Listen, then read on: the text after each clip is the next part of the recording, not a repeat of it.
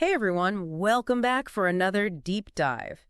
I know you guys are all about staying ahead of the curve, especially when it comes to health. And with winter just around the corner, we figured this topic is going to be super relevant. You guys sent in this article. It's about the latest common COVID symptoms.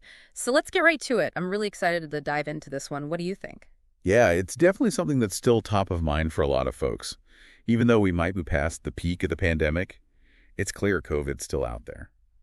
And, it's important to stay informed, especially for those who are more vulnerable, like the article mentions, people who are immunocompromised, seniors, babies, pregnant women, and anyone with pre-existing conditions. They're still at higher risk. Yeah, you're right. It's easy to forget about those who are more vulnerable when things feel like they're back to normal. And it's tricky, too, because the virus keeps evolving. Almost like every time we think we've got a handle on it, something changes. So I bet you're wondering, what are the most common symptoms going around now? Well, according to the doctor in the article, Dr. Brian Blank, it seems like the two he's seeing most often are a head cold and a sore throat, often with a runny nose. Really? Just a head cold and sore throat? That sounds so generic. I mean, how can you even tell the difference between that and a regular cold? Right. That's the tricky part. And it's why testing is still so important. But the article does get into the science behind why these symptoms are so common with the newer variants. It basically explains that they're really targeting our upper respiratory system. They kind of irritate those airways. And that leads to, that classic sore throat. And then with the runny nose, anything that inflames your nasal passages is going to trigger that mucus production.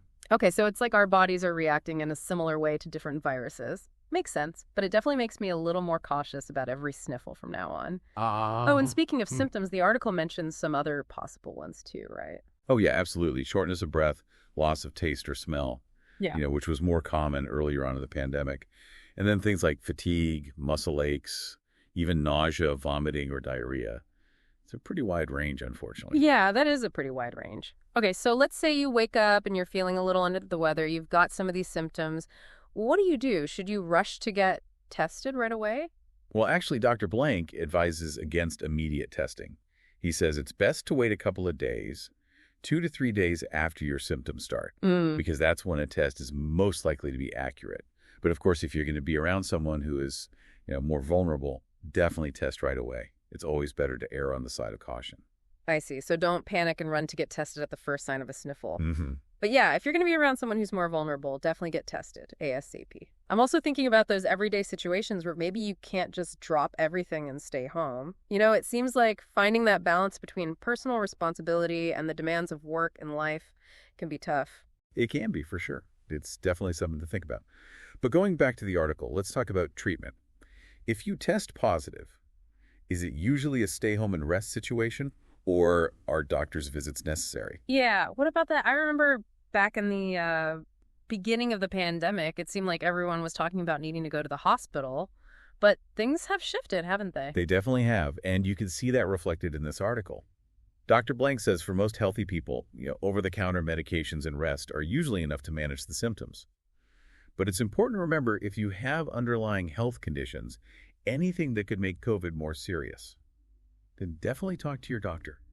They might consider prescribing an antiviral medication like Paxlovid, which can help reduce symptom severity in certain cases. So basically, Paxlovid could help reduce how bad your symptoms are if you're in a higher risk category. Got it. And speaking of managing things, what about quarantine recommendations these days? I mean, the rules have been so fluid throughout this whole pandemic, it's hard to keep up. I know, it's been a whirlwind. Dr. Blank actually points out that there aren't really any official rules right now, but he strongly recommends staying away from others until you're fever-free. And that's without taking anything to lower your fever, So common sense still reigns supreme. Basically, if you're feeling sick, just stay home and rest, especially in those first few days when you're likely the most contagious, right? Exactly. Okay, so how long does it usually take to fully recover? It can take up to 14 days for your symptoms to completely disappear. You don't necessarily have to stay isolated that whole time, but it's smart to be cautious, especially if you're still experiencing things like a fever. 14 days. Wow. Okay, so we've covered the symptoms, testing, and treatment, even touched on that whole quarantine thing. But what about preventing COVID in the first place? Is there anything we can actually do to avoid getting sick? Well, there's the annual COVID vaccine, of course. The article compares it to the flu shot, something you get every year to boost your immunity. And while it doesn't guarantee you won't get COVID, it can definitely reduce how bad your symptoms are if you do. Right. Like with seatbelts. They might not prevent a car accident, but they can definitely minimize the damage. But, here's what I find really interesting. What's really interesting to me is how this all, kind of changes how we think about what a normal cold even is.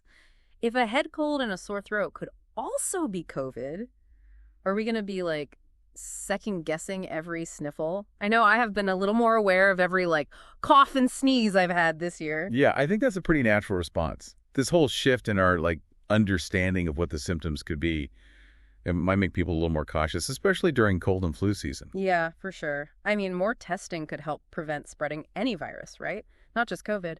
If we're already in the habit of testing for one thing, why not just make it a regular thing? Exactly. It's like we're collectively kind of, recalibrating our sickness radar, becoming more in tune with those little signs our bodies are giving us. But, on the other hand, I could also see this leading to a lot of anxiety. Maybe even some of that COVID fatigue we talked about. Oh, yeah, definitely. After years of, being super careful, it makes sense that people are kind of tired of worrying about every little cough and sneeze. There's a risk of almost becoming desensitized to those common symptoms, even though they could be something more serious. And then there's also, the question of access to testing and time off work. Not everyone have the same resources or flexibility with this new normal. Right. It's definitely complicated. No easy answers. It's like finding that balance between being responsible but not letting fear run your life, Absolutely. I think it comes down to, staying informed and being flexible. Things are changing all the time. New variants are emerging. We have to adapt. Exactly. Which is why I love doing these deep dives. We get to explore these topics, hear from experts like you, and really think critically about it all. Me too. It's a learning process for all of us. So for everyone listening and taking notes, let's recap the key takeaways here. What are the must-knows about COVID right now? Well, the big one is that those common symptoms, they're really similar to a regular cold. Head cold, sore throat, runny nose. It can be hard to tell.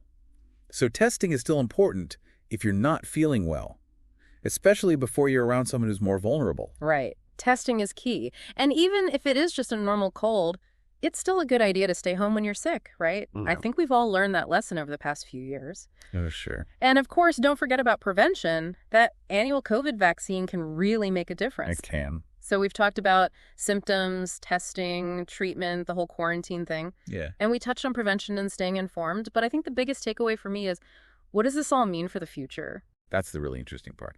COVID is kind of fading into the background of our lives, but it's still very much there. And that brings up a big question. How's this new normal going to change how we think about, everyday illnesses? Yeah, that's something I've been thinking about too. Will we be more careful, more aware of those little symptoms that we might have ignored before?